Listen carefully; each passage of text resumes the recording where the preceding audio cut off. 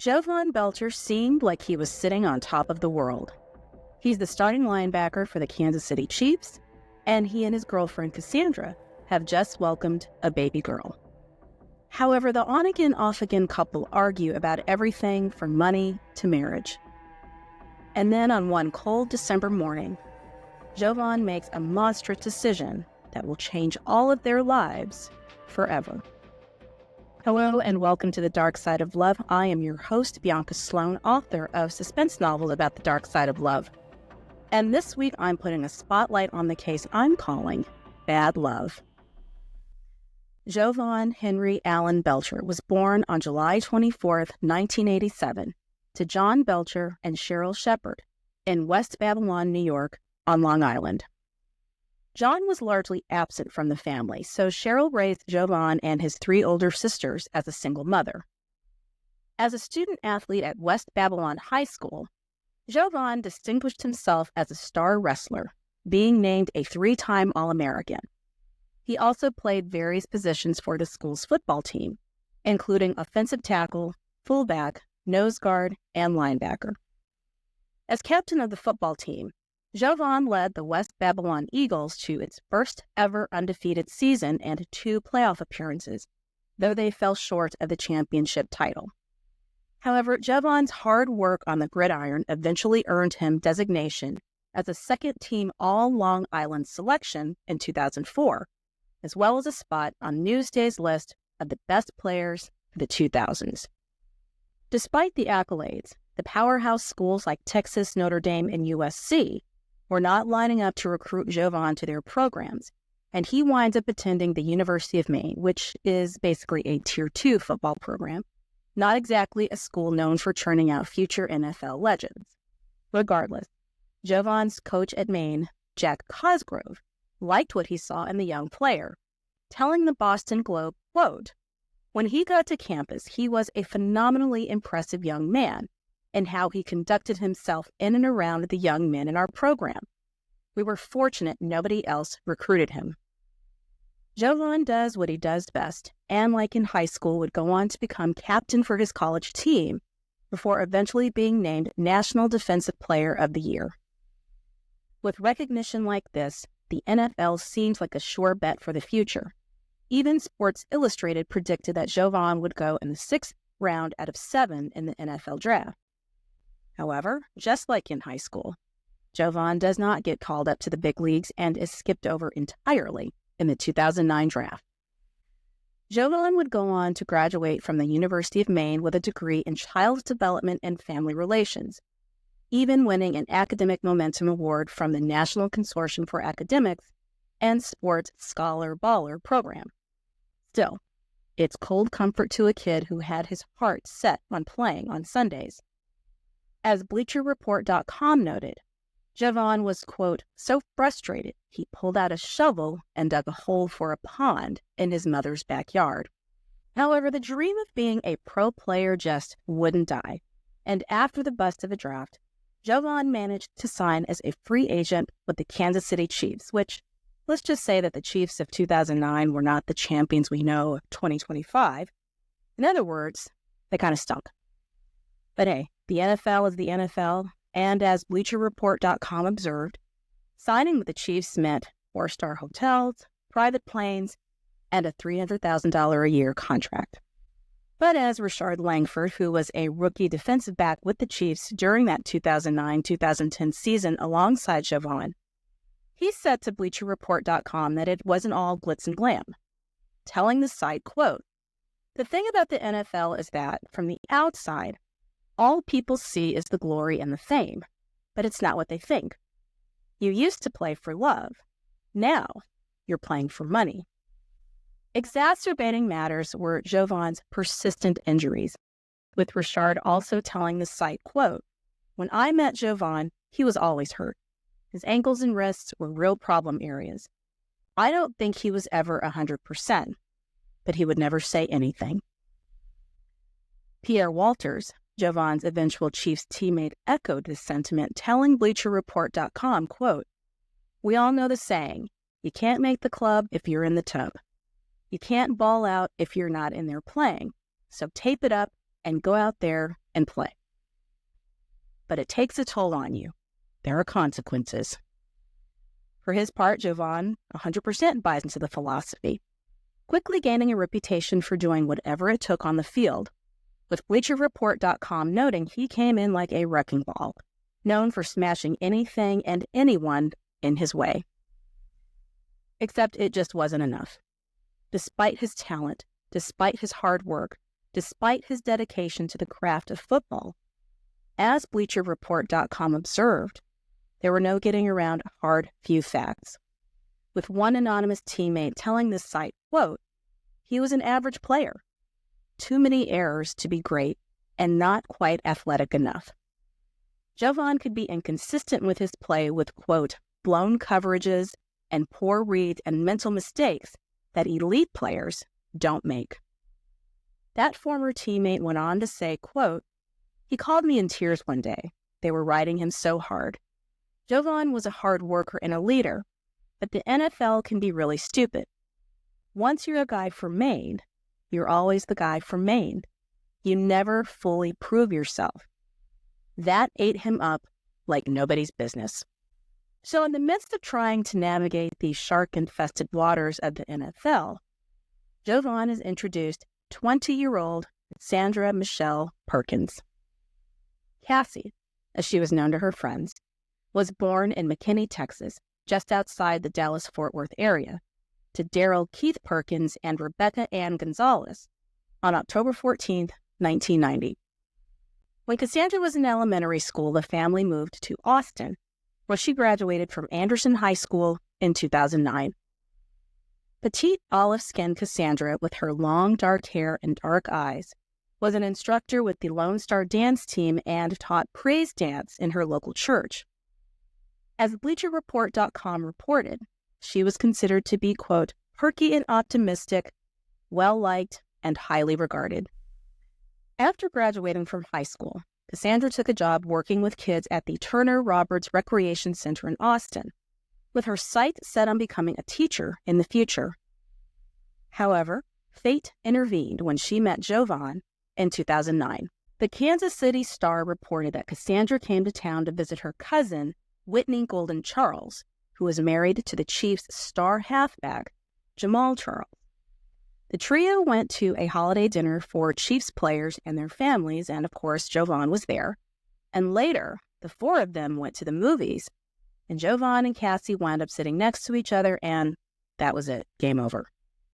They began to officially date in February of 2010, and within a matter of months, Kasandra left life in Austin behind to move to Kansas City for a new life as Jovan Belcher's girlfriend in a rented 2-bedroom apartment. And although Kasandra and Jovan loved each other, the relationship could be rocky. Jovan's persistent fears about his seeming shaky future with the team plagued him on an almost daily basis.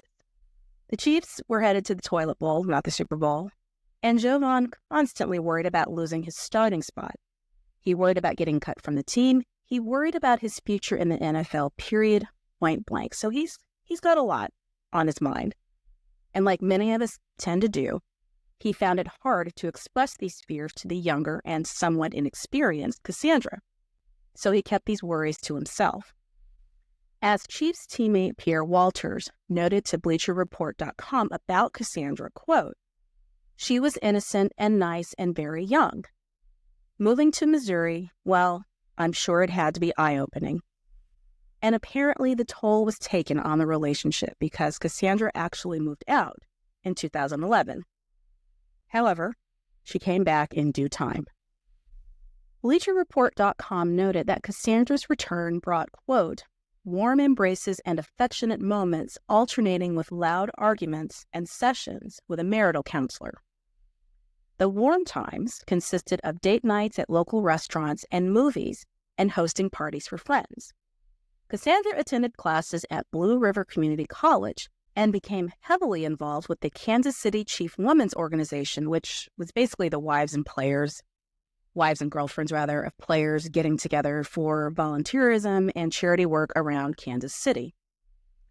To their friends, Kasandra and Jovan seemed to have worked through their issues and were looking to the future. as Jovan's friend Cash Kiefer told BleacherReport.com, quote, he was going to marry her. There was real love there. It was obvious. Kassandra's friend Shelby Von Campernoll echoed this to the Kansas City Star, telling the paper that the couple were very loving with each other and that Kasandra seemed incredibly optimistic about where things were going between her and Jovan, with Shelby saying, quote, she talked about getting engaged, getting married. She talked about how they wanted kids. They were both madly in love with each other. 2012 seemed to bring a whole bunch of positive changes to Jovan and Kassandra's relationship. First, he signed a $1.9 million contract with the Chiefs, which eased some of his worries about his future with the team. The bump in salary also meant buying a Bentley and a move out of that two-bedroom apartment and into a rented house in the family-friendly Fairway Hills neighborhood, which is a good thing because Kasandra is pregnant. Flanks say that Jovan was thrilled, with Cash Kiefer telling BleacherReport.com that, quote, his plan was to spoil his child and be there for his child. He was giddy about the whole thing. He couldn't wait. So Jovan and Kasandra should have been happier than ever, but the truth was, as they prepared to bring a new baby into the world, they were miserable. Jovan may have been playing the happy daddy-to-be in public, but behind closed doors, in March of 2012, he started dating 25-year-old Brittany Glass, who worked at the Armani Exchange store. And when he was home, Jovan and Kasandra argued nonstop about money, about the future, the new baby, about their relationship. And Jovan, who wasn't known to be a big drinker, was hitting the bottle on a regular basis. He was also taking copious amounts of pain medication to deal with the increasingly agonizing maladies plaguing his body, including frequent headaches, angry outbursts, gaps in his memory, and depression. Obviously, not an ideal environment for a new baby, but the parents-to-be put their troubles to the side when Kasandra delivers their daughter Zoe via C-section on September 11th, 2012. Jovan was said to be over the moon and seemed to recommit to being a good partner to Kasandra and a loving and attentive father to Zoe. However, it wasn't long before the demons of Jovan and Kassandra's relationship resurfaced. Fights about money and Jovan's altering between bitter discontent and ice-cold fear about his future with the Chiefs, who continued to be terrible that season, with his performances continuing to be subpar, all of which plagued his relationship with Kasandra. Just 2 months after Zoe was born, Kasandra took the baby and moved out for 2 weeks. The cavalry seemed to arrive in the form of Jovan's mom, Cheryl, who temporarily moved in with the couple to help take care of Zoe. December 1st, 2012. It's Saturday morning, and the night before, Friday, Kasandra went out with a group of girlfriends to attend a Trey Songz concert at the Midland Theater, then went out for drinks in the Power and Light district of Kansas City. Jovan was also out and about that night in the Power and Light district, having dinner and drinks with his girlfriend, Brittany Glass, at Tango's Said Cantina. As Deadline.com reports, at some point in the evening, Jovan texted with his former teammate at Maine, Reggie Paramore, to tell him that he had a daughter. In that same series of texts, he said that Kasandra was, quote, crazy, and joked that he had 8 guns at his house to ward off any future boyfriends swarming around his daughter. Jovan and Brittany headed out to another spot, and at some point, he lost track of her in the crowd, and so he went home. Now, Kasandra had come home at around 1 o'clock in the morning, and at this point, an argument erupted between the two, as they got into it about her being out late and leaving the baby with his mother. Jovan was highly upset about her being out, even though he was out with his girlfriend. Jovan stormed out of the house and went to Brittany's apartment complex, but I guess she wasn't home or she wasn't answering the door, so he fell asleep in his Bentley outside while he was waiting for her. Neighbors reported a suspicious car, and police came, knocking on the driver's side window, waking Jovan up. He told cops that he was waiting for his girlfriend, and while cops couldn't smell any alcohol and he wasn't slurring his words, it was clear that he wasn't in any shape to drive. At some point, another resident of the building who was outside smoking recognized Jovan from all the times they had seen his car parked outside of Brittany's apartment. They vouched for him with the cops and let him sleep on their couch. Deadline.com reported that Jovan had asked to be woken up at 6:30 in the morning so that he could make a team meeting at 9:30, noting that he'd be fined if he didn't make it. Jovan drove the 10 miles back to his house, arriving home at 7 a.m. This brought forth another argument, and Jovan's mother, Cheryl, she said that she heard them arguing, though she couldn't say about what exactly. However, there were two things that she heard clearly. Her son yelling, "You can't talk to me like that," and the sound of gunshots. Cheryl raced to the master bedroom to find her son kneeling over Kasandra, telling her he was sorry and kissing her forehead. Jovan then apologized to his mother, kissed baby Zoe, grabbed a different handgun, then fled the scene in his Bentley. With baby Zoe screaming in the background, a stunned, distraught, and hysterical Cheryl called 911, but it was too late. Kasandra was gone. Kasandra Perkins was 22 years old. The gravity of what he had done sent Jovan straight to another of the sources of his agony, Arrowhead Stadium, where the Chiefs played. He arrived at 8:01 that morning, and someone had actually called 911 to report seeing someone with a gun in the parking lot. Jovan spotted Chiefs General Manager Scott Pioli and stepped out of the Bentley. Cassandra's blood smeared across the gear shift and broken glass of the dashboard. The gun he had grabbed before fleeing his house pointed at his head. He told Scott, quote, "I did it. I killed her." Scott tried in vain to get Jovan to put the gun down. Jovan asked Scott if he and Chiefs owner Clark Hunt would look after his daughter. As Deadline reported, Jovan then said, quote, "I came here to tell you thank you. Thank you for my chance. I love you, bro," before he asked to speak with head coach Romeo Crennel and linebacker coach Gary Gibbs. Scott Pioli called the men from his cell phone, and before they arrived, USA Today reported that Scott told investigators that Jovan said to him, quote, "You know that I've been having some major problems at home and with my girlfriend. I need help. I wasn't able to get enough help. I appreciate everything you all have done for me with trying to help, but it wasn't enough. I have hurt my girl already, and I can't go back now." At some point, the two coaches that Jovan had asked to speak to came outside, and the three frantically tried to calm Jovan down, but he simply said, quote, "Guys, I have to do this." By now, sirens were bearing down on Arrowhead Stadium, and at the sound of those sirens, Jovan looked at the three men and said, quote, "I got to go.